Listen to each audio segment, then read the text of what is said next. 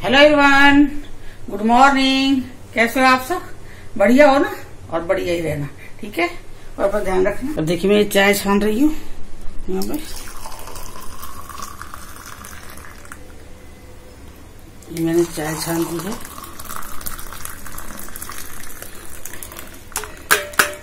और दूध में मलाई थी तो दूध मलाई की वजह से थोड़ा फिल्टर सही से नहीं कर रही है। मैंने रख दी यहाँ पे और ये मेरी होगी चाय। Hello everyone, good morning. कैसे हो आप सब? बढ़िया हो ना? और बढ़िया ही रहना और अपना ध्यान रखना, ठीक है। तो देखिए मैं चाय लेके आ गई हूँ बना के अभी। पहले आप लोग चाय पी लीजिए, ठीक है। वैसे जी चाय। हाँ जी लाओ। मौसम बाहर का बहुत अच्छा है, मतलब घर से बाहर का। और शाम के टाइम ठंडी हवा चलती है, बिल्कुल ऐसी बर्फ वाली। लेकिन घर के अंदर तो बहुत गर्मी है। और हमारे साथ में पता ना क्या है, इलेक्ट्रिक सामान है जो सारा हमारा तो खराब हो रहा है लगातार। अभी हमने वो उस दिन अभी कभी 1 महीना हुआ होगा एसी करवाया था, ठीक है। आपके सामने 2800 रुपये लगाए थे हमने।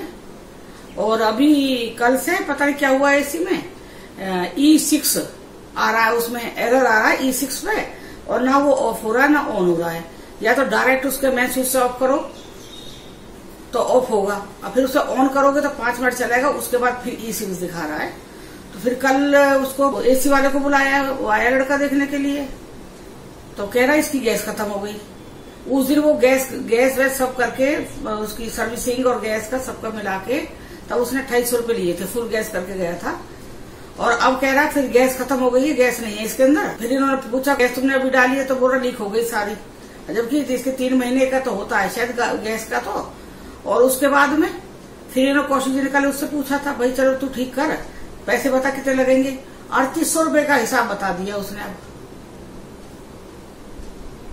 3800 रुपये का हिसाब बता दिया। तो मैं कौशिक जी से कह रही थी, मैंने कि इसके ओनर से बात करो, क्योंकि ओनर से बात करेंगे तो ओनर थोड़ा बहुत तो कंसेशन करेगा। वैसे मुझे तो लग नहीं रहा है कि करेगा, लेकिन हमें करवाना भी है, हमें मजबूरी है क्योंकि गर्मी बहुत है, ठीक करवाना भी है। तो अब ऐसे कौशिक ने कल भी बात करी थी, आज भी कह रहे थे मैं ओनर से कहूँ। वो लड़का ना अपने उसमें मतलब वो कहता है कि चलो मैं कर दूंगा, तो मेरी पैसा मेरे पास रहेगा, मेरे ओनर के पास नहीं जाएगा, ऐसे करके ना। तो वो डायरेक्ट काम कर देता है कई हमारे। लेकिन अब ये डायरेक्ट करवाने कोई फायदा नहीं। 2800 वो 3800, ये बताओ आप कितना हो गया, महंगा वो पड़ेगा ना हमको। तो ये तो फिर अब उस टाइम ओनर से बात करेंगी। फिर उस लड़के के पास सामान भी नहीं है कुछ, नाइट्रोजन गैस है, फिर इसकी गैस है। यही है थोड़ा वो रहता है ना, जब वो जो दूसरे हाथ का काम रहता है भाई, चोरी नहीं कहूंगी, कुछ भी लगा लो भाई उसे। वो होता है जो काम बच्चे करते हैं, भाई थोड़ा पैसा भाई मिल जाए, एक्स्ट्रा मिल जाए, मेहनत बहुत करते हैं लोग। तो वो सामान हो सकता है उस पर डायरेक्ट नहीं, और ओनर के पास जाएगा तो मिल जाएगा। तो 4 दिन का टाइम दिया है। कह रहा मैं 4 दिन बाद ठीक कर दूंगा। मैंने कहा भैया मर जाएंगे 4 दिन में तो। 24 घंटे दवाइयों पर आदमी जो चल रहा है मैंने कि मैं कैसे रहूंगी। फिर चला गया था एक बार, तो फिर मैं ही कह रही थी कौशिक जी से, मैं कि कौशिक जी एक काम करो, इसके ओनर से बात करो। उस लड़के ने शायद सुन लिया मेरी बात, वो हिंदी भी जानता है, उसे हिंदी भी आती है। तो उसने मेरी बात सुन ली, फिर वापस आया, आके कह रहा था कि वो आप ना वो ओनर से बात कर लेना एक बार, तो मैं कल कर जाऊंगा ठीक। ओनर से बात करने तो सामान जब पूरा पैसा लेगा, सामान देगा ना पूरा। कौन सी नाइट्रोजन गैस पता नहीं क्या क्या कौन सी डालनी बता रहा है वो, तो सामान देगा। और आज देखते हैं, आज आएगा, बात करेंगे। कोशिश जब बैंक जाएंगे तो बात करेंगे, तो आज आएगा तब करवाऊंगी मैं उसे। मैं बता रही हूँ कल रात मेरा देखो, अब खिड़की देखो खोल रखी है मैंने। ये घर ना पूरा घोट है बिल्कुल, इसमें हवा नहीं लगती बिल्कुल भी। इसमें ना जाली का दरवाजा है, मेन दरवाजे पे भी जैसे हम लोगों ने तो जाली का दरवाजा है, फिर लकड़ी का दरवाजा दे रखा है कि बाई चांस लाइट ना हो तो जाली का दरवाजा बंद कर दो और लकड़ी वाला खोल दो, हवा आती रहेगी।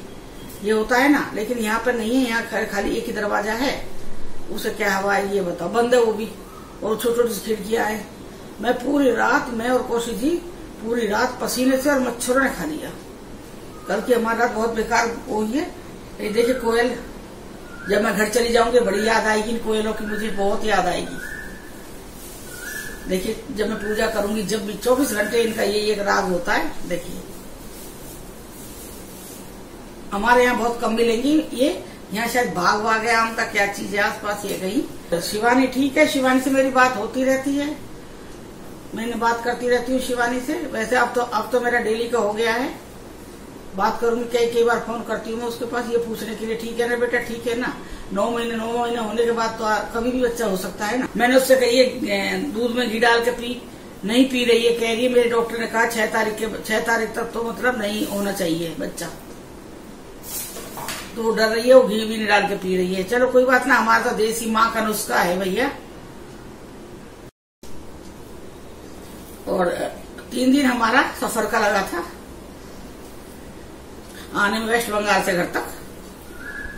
तो मेरे को तो वैसे हमारे यहाँ तो किसी ने ऐसा कुछ नहीं दिया था कि भाई जैसे मेरी सास ने, हमारी सास को ज्यादा पता भी नहीं है, वो बस ये वो सीधी रहती है, जिन्हें ज्यादा भाई ज्ञान नहीं है इन चीजों का, किसी भी चीज का नहीं है उन्हें ज्ञान। तो उन्होंने मुझे कुछ नहीं दिया, जैसे भाई घी डाल के देना दूध में, भाई 9 महीने चल रहा है तो दे देना चाहिए, गाँव में देते वैसे, पर उन्होंने नहीं दिया था। और ना मुझे पता थी कि भाई घी डाल के देते हैं दूध में। तो जब अंकुर होने वाला था तो मैं बता रही थी, मेरी मामी भी बता रही थी, गुड़गांव रह रही थी, तो मम्मी मेरी, मैं 9 महीने बाद आई थी वहां पे, 9 महीने में आई थी मम्मी के पास मिलने। तो मेरी मम्मी 9 महीने से मेरे से मिली नहीं थी, तभी मैं आई थी ना, इनके साथ आई थी, इनके साथ ही रह रही थी मैं। तो मम्मी ने मुझे बुलाया। हमारे यहाँ बेटी की माँ ना ससुराल नहीं जाती। फिर मैं आपसे एक बात कहूंगी, बेटी की माँ अपनी बेटी के ससुराल नहीं जाती हमारे यहाँ है ऐसा। तो मम्मी नहीं आई मेरी ससुराल, जबकि मेरे ससुराल वहीं से 5 मिनट का रास्ता था। तो फोन कर दिया था कि मम्मू तू आ जाइए बेटा, वहां पे मेरे से मिलने के लिए मैं आ रही हूँ तेरे मामा जी के यहाँ पे। तो मम्मी आ गई थी।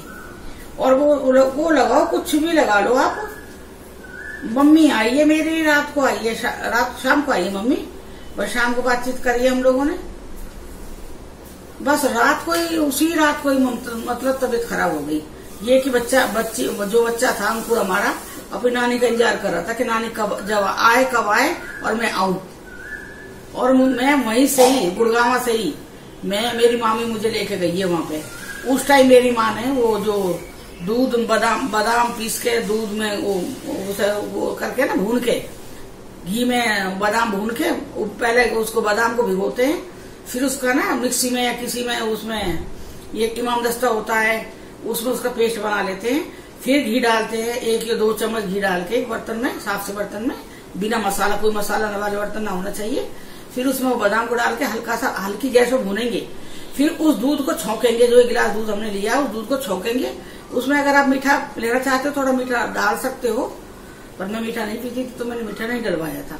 उसी टाइम मेरे को उन्होंने वो जैसे बेसन का हलवा दिया, गरम घी गरम, तो गरम हो गया, फिर घी, और दूसरा फिर वो हो गया घी, वो दूध हो गया। इस तरह से मेरा उसी दिन शाम को 6:15 बजे मेरा अंकुर हो गया था, संडे को। अभी मैं किसी कमेंट पढ़ रही थी, कोई बता रही थी कि मैं उनके भी काफी साल बाद बच्चा हो रहा है, और 3रे महीने से इंजेक्शन लगना शुरू हो गया था हर 7-7 दिन में, और वो कमर पे लगाया जाता पीठ पे। और मेरा अंकुर भी ऐसा ही हुआ है। जब मेरा अंकुर पेट में आया था तो मेरे नीचे पेट से, टूंडी से नीचे वाले हिस्से में दर्द रहता था। जैसे वॉशरूम जा रही हूँ, कहीं भी टॉयलेट जा रही हूँ, जैसे भी जा रही हूँ मैं, तो मेरे नीचे वाले हिस्से में ऐसा लगता है जैसे ये हिस्सा फट जाएगा दर्द से। तो जब हम वेस्ट बंगाल में ही थे तो फिर गायनो का जेंट्स था डॉक्टर, वहां बात दिखाया जाके, तो उन्होंने हर 7 दिन में वो इंजेक्शन मेरे को लगाया है। और वो इंजेक्शन हर 7 दिन में लगाते रहे हैं, और 9 महीने तक वो लगता रहा है। मैं वो इंजेक्शन गुड़गांव में भी जाना था मुझे लगवाने के लिए, गई हूँ मैं, एक गई हूँ लगवाने के लिए, फिर दूसरा भी मुझे लगवाना था। जब मैं वो इंजेक्शन लगवाने के लिए गई, मेरे हो गए, आप लगाओ, हर तीसरे महीने शुरू हो गया था मेरा इंजेक्शन, हर 7 दिन में लगाया वो इंजेक्शन। एक वो मतलब दर्द ठीक नहीं होता था इंजेक्शन का, दूसरे सप्ताह लग जाता था मेरे को इंजेक्शन। मेरा अंकुर बड़ी तपस्या से, बड़ी मुश्किल से आया है, तो वो इंजेक्शन लगवाया था मैंने। तब वो वहां का डॉक्टर रेखा थी, यहाँ की गुड़गांव की थी, डॉक्टर रेखा यादव। तो वो ये कहती, जब मैं चेक करवाने गई, जब होने वाला था, तो वो पूरा वो थी, वो उसकी केस शीट थी जो हमारे पास, जब मैं दिखाने गई तो वो अचंबा कर रही थी।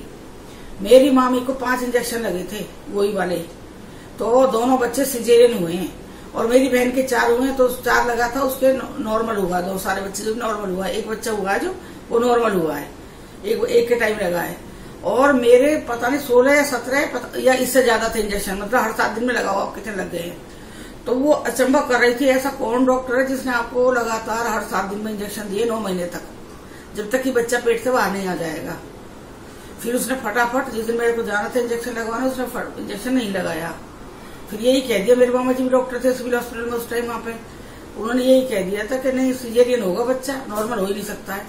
लेकिन वो किस्मत है ना, माँ इतने 9 महीने दुख पा रही थी और नॉर्मल अंकुर हो गया था। और इसलिए मैं आपको कहती हूँ कोई भी इंजेक्शन लगवाना हो, कोई भी हो, तो एक बार ना 1-2 डॉक्टरों से सलाह ले लेनी चाहिए। हम थे वेस्ट बंगाल में जंगल में, वहाँ वही थे हमारे एयरफोर्स के डॉक्टर थे, काफी बड़े थे, डॉक्टर सूरी थे, वो बहुत बढ़िया डॉक्टर थे वैसे तो। उन्होंने मेरा अंकुर, मेरे 6 महीने भी मेरे को दिक्कत आ गई थी, मैं 10 दिन एडमिट रही थी, मेरे यूट्रस का मुंह खुल गया था, तब भी उसने ही बचाया मेरा अंकुर को। मैं 10 दिन एडमिट रही हूँ, उन्होंने इंजेक्शन दे के ग्लूकोज में दवाई चढ़ा के बचाया था। तो डॉक्टर अच्छे थे। लेकिन अभी मैं किसी का पढ़ रही थी कमेंट में कि हर 7 दिन में इंजेक्शन लगवा रहे हैं, तो एक बार डॉक्टर से भी थोड़ा सा वो ले लेना चाहिए, आप दिखा लो एक बार डॉक्टर को, दूसरे को भी। चलिए शिवा की बात करते करते करते करते कहाँ पहुंच गए हम। और उस दिन तो शिवा ने मेरा फोन नहीं उठाया जिस दिन इंजेक्शन लगवा के आई है, ब्लीडिंग हुई थी। तो मैं यही कह रही थी, वहां से मेरी मम्मी का, बहन का, सबका फोन आ रहा, वो कह रहे मैं करूं, हम करें। मैं कि जब मेरा ही फोन ना उठा तो आपका कहाँ से उठाएगी वो फोन। फिर मैं यही सोच रही, मैंने कि अब ना जब ये गोदी में लेके बैठेगी ना बेबी, तब बताएगी मम्मी देखो ये रहा बेबी। मैंने कि ये नहीं उठाएगी अब। फिर बाद में शिवानी का ही फोन आ गया था रात को, तो मैं ये कहती थी शिवानी देख माँ हूं मैं तेरी, एक बेटा माँ हूं मैं तेरी, चिंता हो जाती है, तू बन के फोन उठा लेकर। तो कह रही ठीक है मम्मी, वैसे मैं सो रही थी, लेकिन अब मैं सोती भी रहूंगी ना तभी मैं फोन उठा लूंगी। मैंने कि इस टाइम तेरा ऐसा टाइम चल रहा है बेटा, तो मेरे को तेरे को ना तेरी एक एक पल की रिपोर्ट चाहिए। तू ना उठा सके तो राजा से बता दे, हाँ पर मम्मी ठीक हो। तो कल उसने फोन नहीं उठाया सारा दिन, परसों से नहीं उठाया उसने। तो फिर कल मैंने उसकी वीडियो देखी तो ठीक है, तो मैं नॉर्मल बैठ गई, मैं चलो ठीक है। चलिए फिर बहुत कर लिए बात, बहुत सारी बात हो गई है मेरी। अब मिलेंगे थोड़ी देर में, बिना एसी के बैठी हूँ मैं। देखो कितनी गर्मी हो रही है, पसीना आ रहा है मुझे। और यहाँ पैसे का तो ऐसा खोर हो रहा है, ऐसा हो रहा है बहुत ज्यादा। पैसा पैसा हर टाइम पैसा पैसा। कौशल को गुस्सा बहुत जोर से आता है, आएगा ही। 2800 अभी 1 महीने पहले लगाया, अब 3800 फिर बोल रहा है, आएगा हर चीज पे पैसा पैसा पैसा। पता क्या करूं, बताओ क्या कर सकते हैं। और बिना एसी का काम भी नहीं चल सकता है। अभी तो आरओ भी खराब हुआ पड़ा है। जब लॉकडाउन खुलेगा, लॉकडाउन यहाँ नहीं खुला, लॉकडाउन ऐसे चल रहा है। वो जो बड़ी बड़ी दुकानें हैं, परचूने की दवाई की दुकान खुली हुई है, बाकी और कोई दुकान नहीं खुल रही है। जैसे ही दुकान खुलेंगी तो मैं आरओ भी ठीक करवाना है। बोतल का पानी पी रहे, बोतल मंगाते हैं हम। सिलेंडर मंगवा लिया है, क्योंकि ट्रांसफर का तो अभी कुछ पता नहीं है, 15 जुलाई तक बता रहे हैं। और उसके बाद भी देखते हैं आता है या नहीं आता है, देखते हैं। फिर पहले जैसे रूटीन हमारा चल गया, जैसे पहले हम नॉर्मल टाइम में रहते थे, सामान लाना है, खाना है, जो भी चल रहा है ऐसा ही। ट्रांसफर वाला हिसाब नहीं रखा था। चलो चलते हैं, चलिए मिलते हैं हम थोड़ी देर में। जय हो मेरे बाबा, जय हो दिनों के नाथ हरि प्रभु, जय हो बाबा।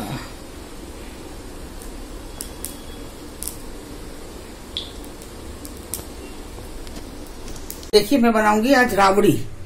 ये गर्मियों के लिए बहुत फायदा करती है। इसके लिए मुझे 3 चीज चाहिए। एक बेसन से बना सकते हो आप, ये बाजरे के आटे से बना सकते हो, और आटा सिंपल आटे से बना सकते हो, गेहूं के से भी। तो मैंने लिया है बेसन 1 कटोरी, और ये मेरी आधा किलो दही है, और ये चनी है। इसके अंदर मैं ये दही डाल दूंगी। देखिए मैंने दही डाल दी है, और मैं इसको साथ में, ये बेसन भी मैं इसके साथ में डाल दूंगी। ये देखिए ये साथ साथ दोनों घुलेंगे एक साथ में।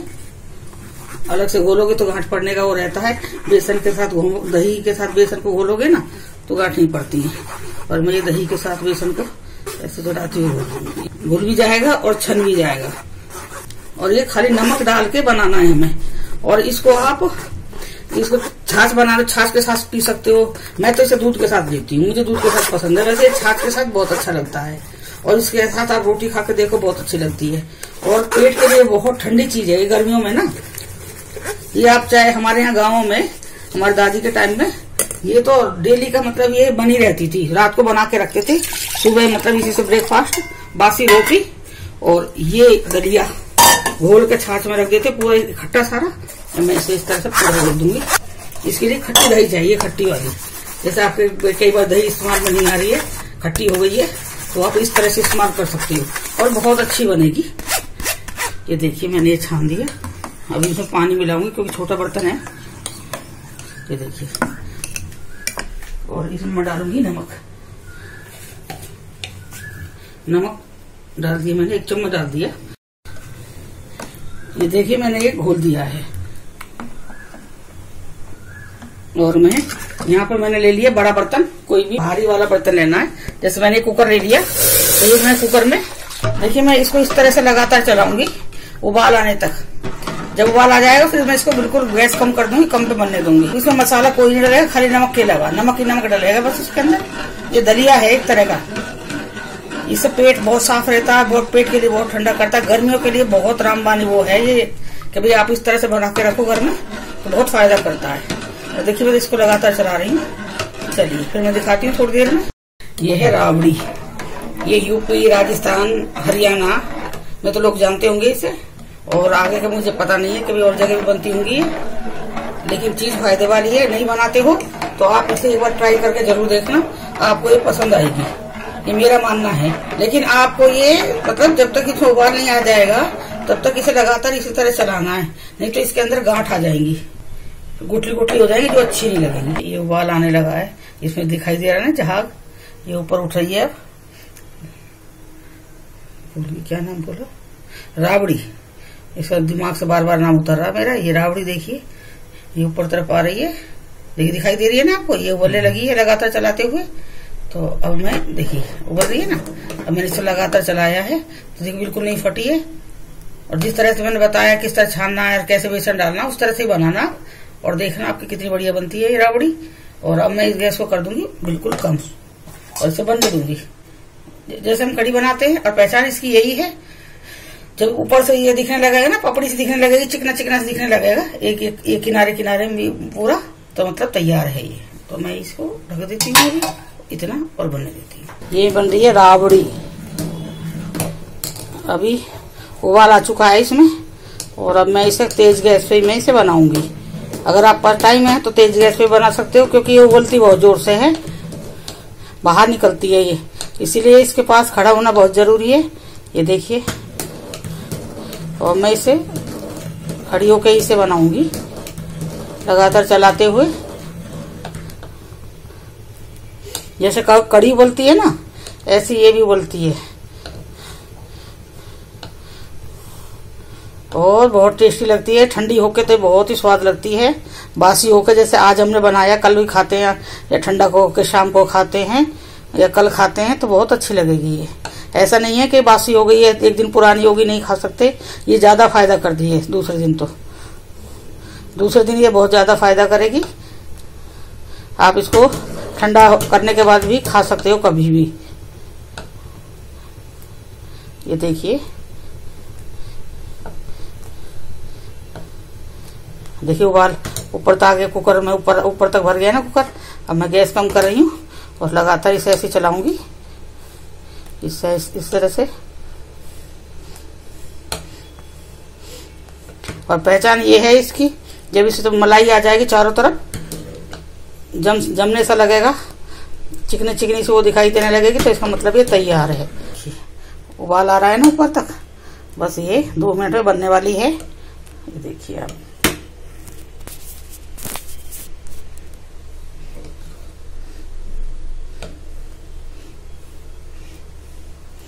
और अगर मैं इसे छोड़ दूंगी तो बाहर निकल जाएगी पूरी गैस के ऊपर। तो इसको लगातार चला रही हूं मैं।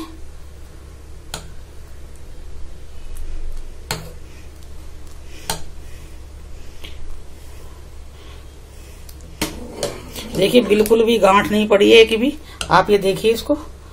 और ये अब बनकर तैयार है, काफी उबाल हो चुका है, ये देखिए।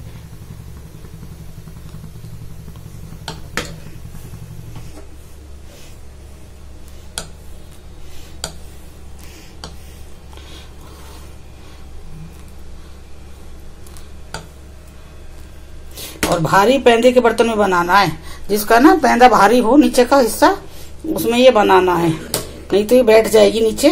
दिया मैंने भगोना, अब मैं इसमें खाली करूंगी, क्योंकि मैं कैमरा खुद संभाल रही हूँ, इसीलिए डालते हुए नहीं दिखा सकती हूँ। मैं उठा के देखती हूँ, डालती हूँ, अगर डल जाता है तो मेरे से और देखिए ये इसके बनने की पहचान है, इस पे मलाई जम गई है चारों तरफ। देखिए आप, ये वाला हिस्सा है जो ये मलाई जम गई है। और इसे आधा घंटा हो गया बनाते हुए और ये बनकर तैयार है। और मैं इसको अब इस भगोने में खाली करूंगी। इस वाले में यही है एक हाथ से काम करने का, कैमरा संभालना एक हाथ से। ये देखिए ये मैंने डाल दी है इसमें भगोने में। और ये ठंडी होने के बाद और गाढ़ी होगी थोड़ी सी, बस इतना ही हमें रखना है, पतला गाढ़ा पतला जैसा भी है, जैसा मैंने बताया इसी तरह से हमें इसे बनाना है। इसे ज्यादा कर लोगे तो फिर वो हलवा बन जाएगी ठंडी करने के बाद में। खाली इतना ही रखना है इसे। ये ठंडा होने के बाद में और गाढ़ी होगी। तो ये बनकर तैयार है, जाने में राबड़ी कहते हैं। और आप लोगों को ये पसंद आए, मेरी ये वीडियो पसंद आए तो आप मेरे चैनल को सब्सक्राइब करना, लाइक करना, कमेंट करना, शेयर करना, बेल आइकॉन से प्रेस करना। जो भी कोई नई वीडियो होगी उसका नोटिफिकेशन आपको मिल जाएगा। देखिए ठंडी होने के बाद इसे खाइए, बहुत टेस्टी बनती है ये। आपको अगर भूख भी ना हो ना तब भी इसे खा लोगे आप। इसे कलर देखिए मैंने बेसन से बनाई है। आप इसे आटे से भी बना सकते हो, गेहूं का आटा है या बाजरे के आटे से भी बनाई जा सकती है। ये जो भी आपके घर में चीज है उससे आप बना सकते हो इससे। और देखिए कितना सुंदर कलर आया, खाने में भी उतनी स्वाद है ये। चलिए फिर